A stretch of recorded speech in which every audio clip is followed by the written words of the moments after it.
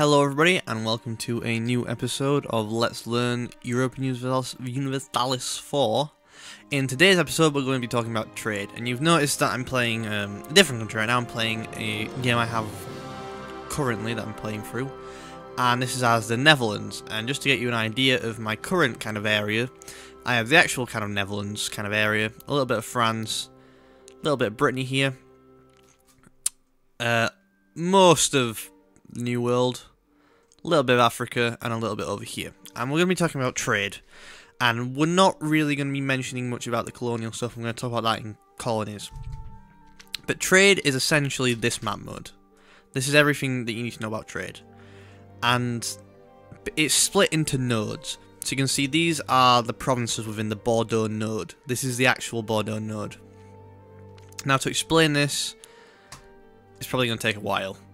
So, the best way to explain it is each node will have a income from local or incoming, and there's also outgoing. So, for example, I could produce goods in any of these sort of... Well, I could produce trade power or trade income through buildings in any of these provinces. And that will mean there is more local... if I go to that number, more local money income. You can see there is 14 gold currently coming from these areas that go into this node. There is also 6.4 gold of incoming trade, which means whoever owns this node is pulling money from this node. So you can see right now there are no actual countries in the Western Europe trade node, because it's basically just this. This is it. So there are no countries there. But there is 47 incoming gold from the colonies and 47 outgoing gold. And this is split. You can see with these little flags, this is every country that has some power here. You can see the biggest one is Britain, then Portugal, then the Netherlands, and how much percentage of that is. And then with your merchants, you can pick one of these lines and say, I want you to get as much money as you can to go through these lines. So Britain, being the one that has 58% of control in this area, is then Great Britain and Toulouse are pushing the power in this direction, which means 50... How much Britain have? 58% of the incoming gold, so 47, is going up this route, because that route goes to London, and that's where England wants its trade to be. England wants its trade to be in London, because that's how it, it's how it works. Whereas I, who are down here, I don't have as much power. I have 11%, and I'm pushing it with some French nations to go this way, because this way goes to me in Antwerp, and I want it in my capital, obviously. Now, to do this costs a merchant, and you're probably asking right now, well, I can understand that in these areas, if you own more of these areas, you have a lot more power here. You see, I own only a small part, but I own a lot of power here, so how does that work? Well, if you own all these areas, you can build trade kind of buildings on them, which will increase your power and also the amount of local money here. But say in Western Europe, there are no countries in Western Europe on the trade node, because it's just the ocean. So how do you get more power? And the way you do that is by building light ships. So if I go to my military, my naval units, it's the second from the top, light ship. What you can do is make a fleet of them, we'll say 10, and you can say go protect trade in a certain node. So if I get my fleets actually there right now, this is let's see, I have a Danish trade node right here, and these should be, I have a Dutch trade node. We'll do the Danish one. Hold on, I'm getting confused now. There we go. So here it is, and I'll go protect trade. I have 30 light ships here, caravels. I click protect trade. It gives me a list of all the trade nodes that I can send these ships to. And this I have named, what was this? This is the Danish trade node, and the Danish trade node, as you can see here, is Lubeck. So you can send these to...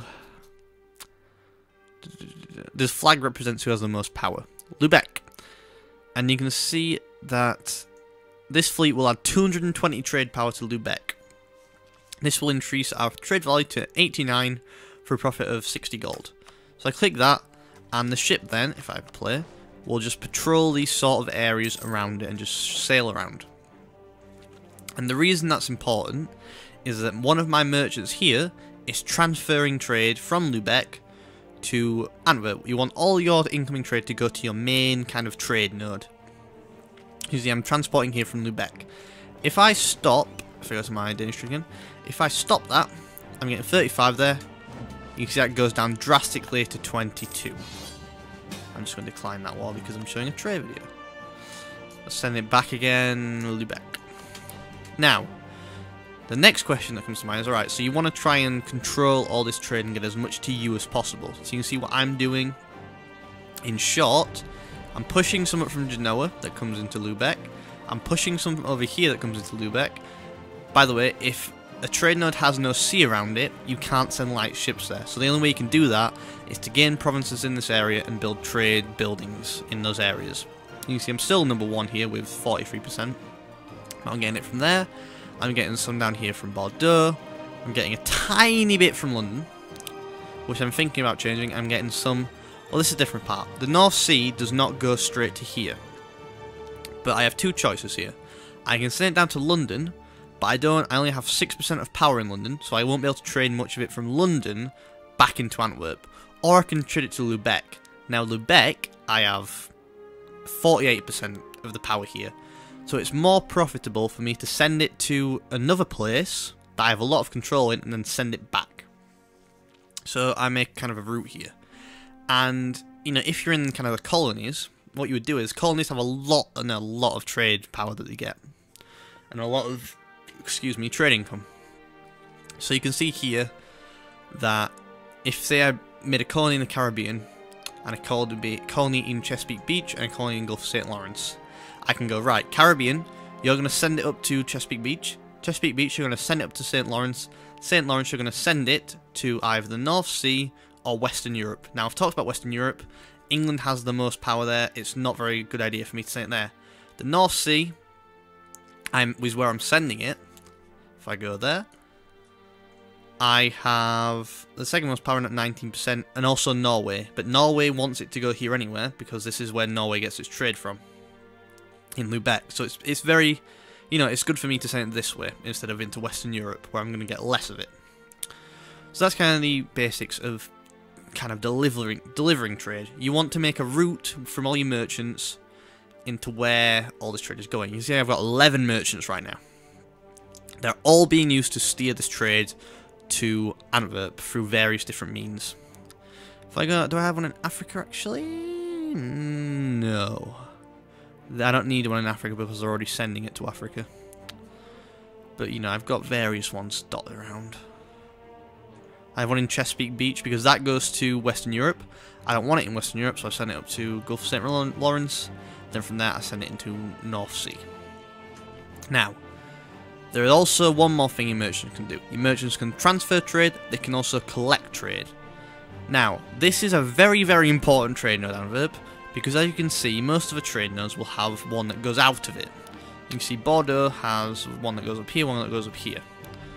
Antwerp is very special in that a lot goes into it, 5 different directions go into it, but nothing comes out of it. So all the trade that comes here stays here.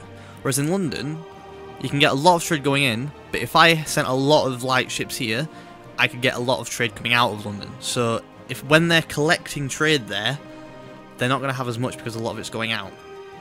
So collecting trade basically says, all this gold here, I get a percentage of my power. So I get 95% of the 93 gold in here.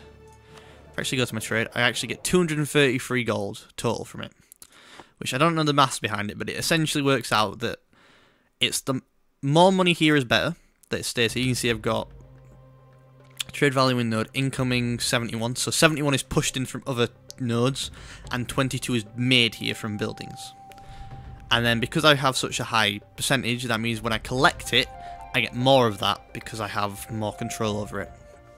So say London is going to collect from London, because it has the most power here, and the most kind of gold here as well. Now, what you sometimes get is, say in the case of Lubeck, Denmark is here, and Bohemia is here, and the Hansa are here. So you will get, normally we would think, well, Denmark is going to collect it because it has the most. But the Hansa, for example, is also, only has provinces inside of Lubeck. So it also is going to collect trade here. The same goes probably for Pomerania. Is going to want to collect trade there. So then you start getting the shift where they're all collecting various percentages of the trade. So that's important to think about. If I actually go to the merchants tab here, this shows how much trade I'm getting percentage wise. Some stats about it. Trade efficiency is how efficient it is at, 1% is 1%. Range is how far away I can push, so I can push from all the way over here. If that range was short, I couldn't push any trade from over here. Steering is how the higher this is, the more you get for pushing in places, like the more I can push money this way. Trade income is any money I get from trade is multiplied by 1.35. Mercantilism also gives me some more efficiency. Privateer efficiency is basically instead of what's the best way to put this?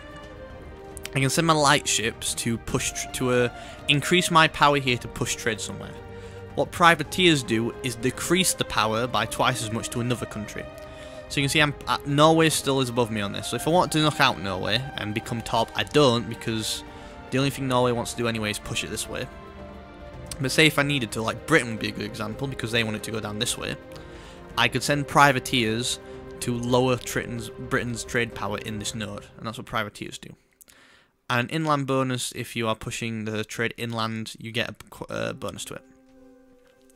Now these are all the different trade nodes that I can see, that I have range of, and the flag means who has the most power there. And as you can see, a lot of these I do, because it's mostly colonies and Africa, which, I have a lot of. And it's all being pushed up there. I'm not actually pushing any of this trade, other countries are doing it for me, because it's in their interests. So if it's in another country's interest to push trade, and it's also good for you, there's no need to push the trade extra, just leave it. And you can see actually some of my colonies, such as Dutch West Indies, when you have a colony, they will take control of their own trades. They want to push it towards their country. So Dutch West Indies is kind of here. Then they're going to push it up here. This colony is going to push up here. This colony is going to push up here. And this colony is going to push to the North Sea. This is all not planned by me. It's all AI. But it's very good, so you don't need to worry about it. Now, am I collecting from trade anywhere else? I'm collecting from trade in Antwerpen. And I'm collecting from trade in the Caribbean. Now, why am I collecting from trade in the Caribbean? The reason for that is that there is still 23 gold here that is not being moved anywhere. 12 of it is going out into Western Europe, 2 of it is going to go up into my other colonies. But there's still a lot here that I can collect, and I still have the most amount here. So if I put my colonies together, I probably have about 50%. 27, 16, that's 30. And then, yeah, in about 40-50%, so it's worth me to collect it here. Now, for example, if I wanted this number to be lower, so I want more of the trade to stay in here, I could send more light ships to protect this trade node. It means that my trade power would go up, which means their trade power would go down, which means less money is going to be leaving this node, more money is going to be staying in it. If I actually click on this node, it shows me what money that comes in stays here, and what percentage of money that comes in goes somewhere else. And you can see it's quite good here. If you go to Antwerpen, it's 100% because there's nowhere for it to go. You can see it's all completely green down here. It's all green, and we have 97% of trade. If we go to London and that trade node, this is a tiny bit that goes out, 7%. But that just about does it. So let's have a look. So I'm pushing trade here. This covers the basics of trade. So another example of something that I might want to do is London is definitely something I want to do. So the next maybe port of call is send a lot more light ships here, push more trade out of London into Antwerp directly. Or the other approach to that is get more power in the Western Europe trade node. So that 26 goes to me directly. So there are 2 ways I can do it here. I can fight for power, which I already have a lot of. Actually, barely any of. So I can fight for trade power in an area with 15 countries that want to send it different ways. Or I can fight for power in an area with only 3 countries where one of them owns most of the power here, 92%. So those are my 2 options. If I get power from here, it means that less goes into London. London becomes less profitable for them, so I don't need to push it anymore. I could stop doing this because I get most of it from there. Or I could send more here and take these ships away. So or I could actually push it into London to then push it out of London. If I needed to free up a merchant, I could get rid of this, let London push it from Western Europe, but then steal it from London.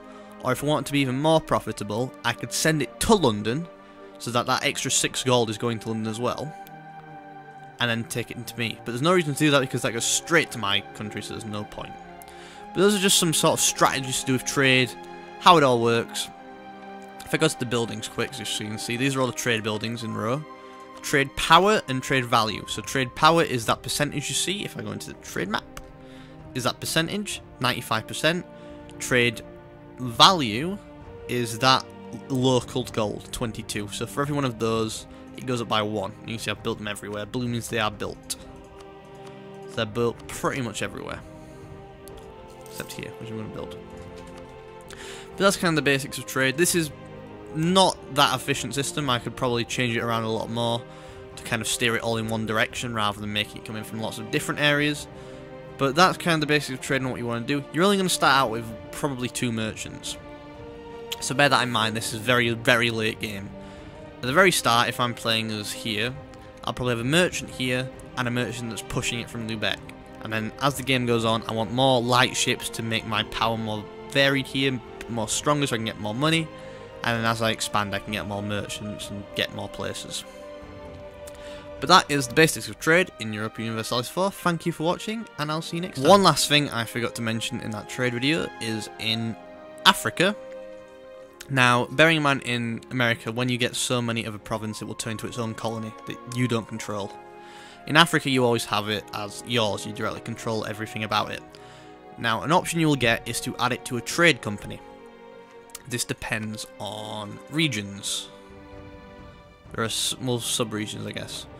So there is, if I go to look at this, these are all part of my trade company. That means they'll get more trade power, more trade value, but less manpower and tax. You can see the tax here is barely anything, 0.04. But the trade power is 42 production, which goes into trade. Production is that local sort of thing here, you see. But if I go to, how do I get to it actually? Subjects. Now most of these are my colonies. Now these are trade, these are my colonies. These are trade companies. So you can see, let's have a look at Dutch South Africa companies is down here. This is a trade power generated by the company's provinces. This is how much money it incomes from it, which is 141.88 because of the trade. Now this is the important part. Because I own all of this, I'm very likely to have the most amount of trade power here, 90.5%. If you own over 50, your trade company becomes like basically the biggest one in the area, and you get an extra merchant from it. So I can spend that merchant to push trade from here, or I can spend it somewhere I need it more.